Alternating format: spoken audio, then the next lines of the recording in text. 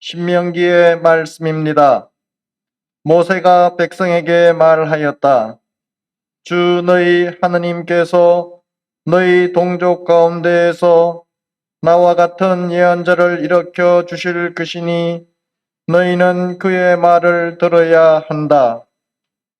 그것은 너희가 호렙에서 집회의 날에 주 너희 하느님께 청한 것이다. 그때 너희는 이렇게 말하였다. 다시는 저희가 주 저희 하느님의 소리를 듣지 않게 하시고 이 큰 불도 보지 않게 해 주십시오. 저희가 죽지 않게 해 주십시오. 그러자 주님께서 나에게 말씀하셨다. 그들이 한 말은 옳다.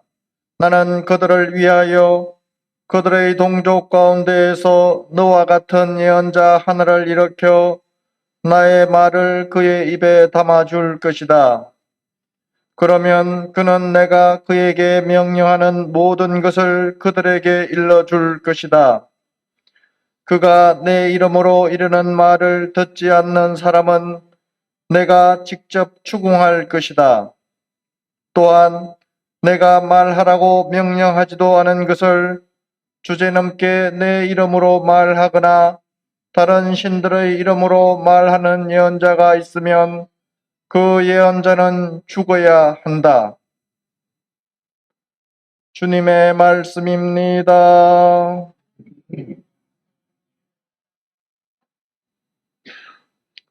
오늘 주님 목소리에 귀를 기울여라. 너희 마음을 무디게 하지 마라.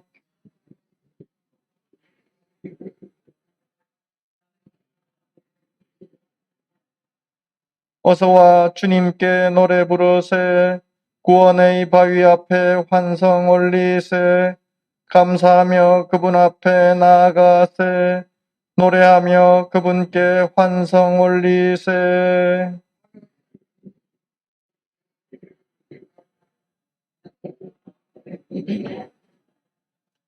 어서와 엎드려 경배드리세. 우리를 내신 주님 앞에 무릎 꿇으세.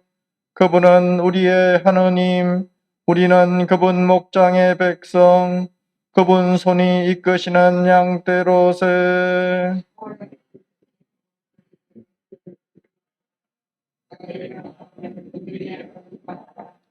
오늘 너희는 주님 목소리에 귀를 기울여라. 머리바에서처럼 마사의 그날 광야에서처럼 너희 마음을 무디게 하지 마라.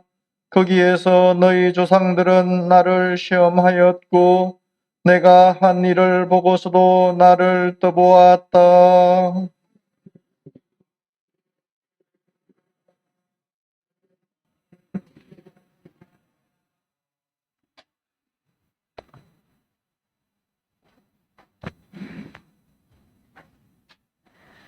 사도 바오로의 고린토 1서 말씀입니다. 형제 여러분, 나는 여러분이 걱정 없이 살기를 바랍니다. 혼인하지 않은 남자는 어떻게 하면 주님을 기쁘게 해 드릴 수 있을까 하고 주님의 일을 걱정합니다. 그러나 혼인한 남자는 어떻게 하면 아내를 기쁘게 할 수 있을까 하고 세상 일을 걱정합니다. 그래서 그는 마음이 갈라집니다. 남편이 없는 여자와 처녀는 몸으로나 영으로나 거룩해지려고 주님의 일을 걱정합니다. 그러나 혼인한 여자는 어떻게 하면 남편을 기쁘게 할 수 있을까 하고 세상 일을 걱정합니다. 나는 여러분 자신의 이익을 위하여 이 말을 합니다. 여러분에게 굴레를 씌우려는 것이 아니라 아무런 방해도 받지 않고서 품위 있고 충실하게 주님을 섬기게 하려는 것입니다. 주님의 말씀입니다. 할렐루야. 모든 곳에 있는 백성이 그리스도의 구원에 주님의 그림자가 그리운 그 땅에 앉아있는 이들에게 빛이 떠올랐네. 할렐루야. 주님께서 여러분과 함께 마르코가 전한 거룩한 복음입니다. 가파르나움에서 예수님께서는 안식일의 회당에 들어가 가르치셨는데 사람들은 그분의 가르침에 몹시 놀랐다. 그분께서 율법학자들과는 달리 권위를 가지고 가르치셨기 때문이다. 마침 그 회당에 더러운 영이 들린 사람이 있었는데 그가 소리를 지르며 말하였다. 나자렛 사람 예수님, 당신께서 저희와 무슨 상관이 있습니까? 저희를 멸망시키러 오셨습니까? 저는 당신이 누구신지 압니다. 당신은 하나님의 거룩하신 분이십니다. 예수님께서 그에게 조용히 하여라, 그 사람에게서 나가라 하고 꾸짖으시니 더러운 영은 그 사람에게 격려를 일으켜 놓고 큰 소리를 지르며 나갔다. 그러자 사람들이 모두 놀라 이게 어찌된 일이냐?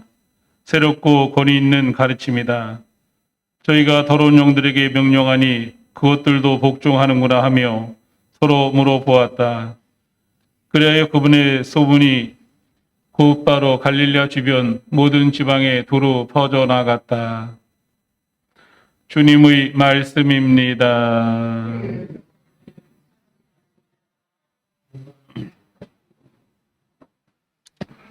천미예수님, 벌써 1월달 마지막 날이 됐습니다. 2021년 벌써 한 달이 지나갔네요. 어쩌면 코로나 때문에 이런저렇게 큰 일도 없는 것 같은데 이렇게 지나가 버린 것 같습니다. 아무튼 코로나가 빨리 끝나고 또 자유롭고 평안하게 지낼 날이 빨리 왔으면 좋겠다는 그런 바람을 가져봅니다. 쉽진 않지만 아무튼 건강 잘 유의하시고 또 잘 이겨내고 또 어쩌면 정상적인 어떤 생활이 되실 수 있도록 서로 협조하고 노력을 해야 될 것 같습니다.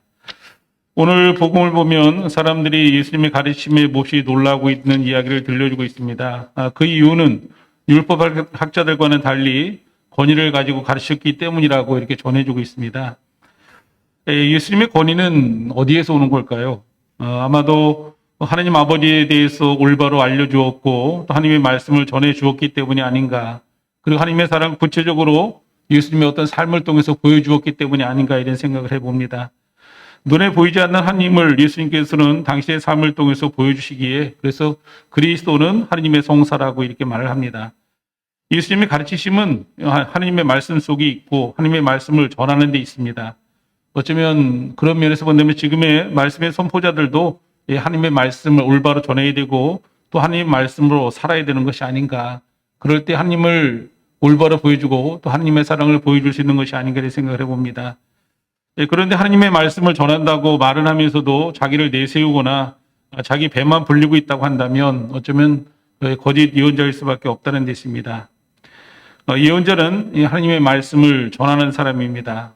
예언자들은 사회나 종교가 잘못된 방향으로 갈 때마다 나타나서 직설적으로 지적하고 바로 잡고자 했기 때문에 때로는 심한 박해를 받기도 했다고 합니다.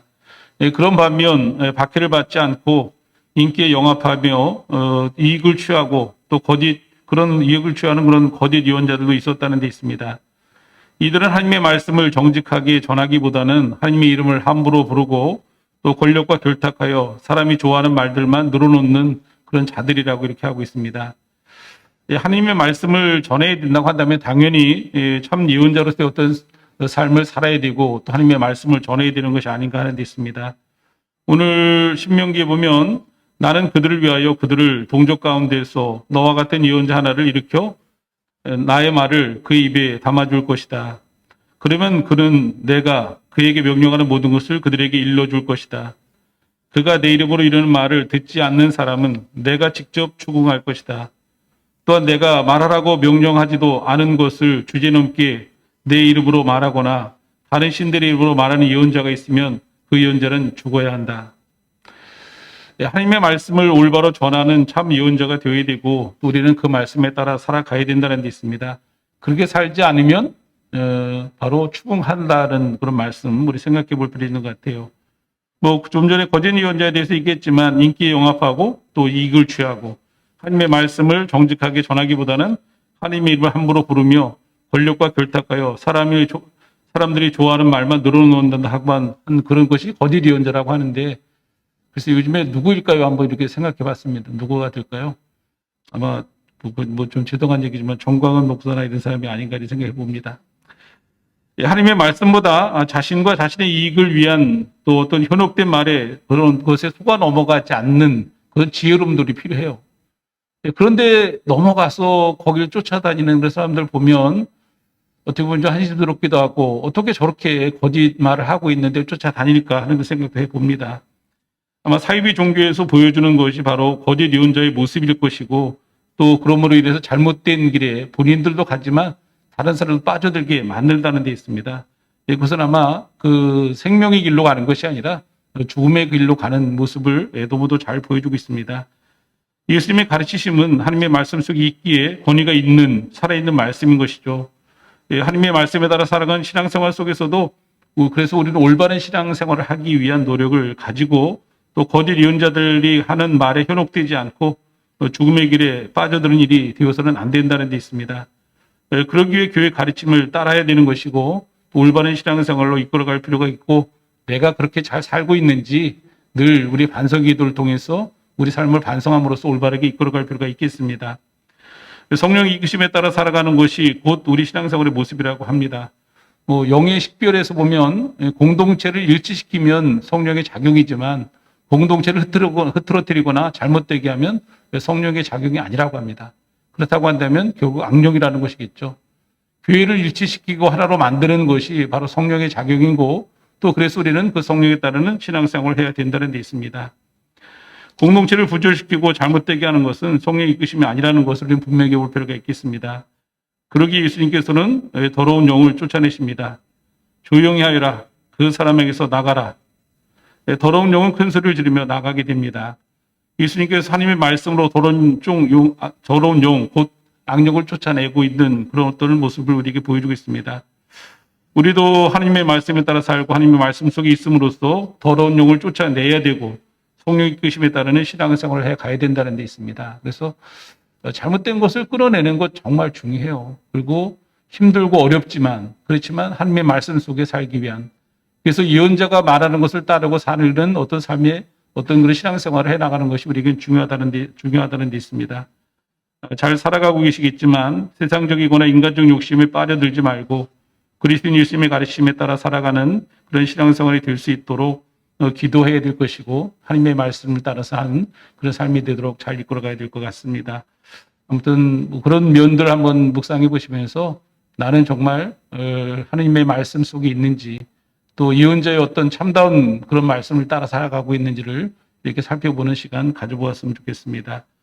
오늘은 1월 마지막 주일 해외 원조 주일입니다. 아무튼 힘들고 어려운 사람들에게 도움을 주기 위한 것이니까 그들을 위해 기도하고 또 도움 줄 수 있는 구체적인 행동들, 또 활동들 해 나가셨으면 좋겠습니다. 오늘 예수님께서 보여주신 어떤 그 참 예언자적인 어떤 삶의 모습, 그것을 하나님의 말씀 속에 있을 때 그것이 권위가 있다고 이렇게 말씀을 드렸습니다. 늘 우리가 하나님의 말씀 속에 살아감으로써 참 그리스도의 삶이 되실 수 있도록 잘 길을 꼽으시고 또 기도 많이 하셨으면 좋겠습니다.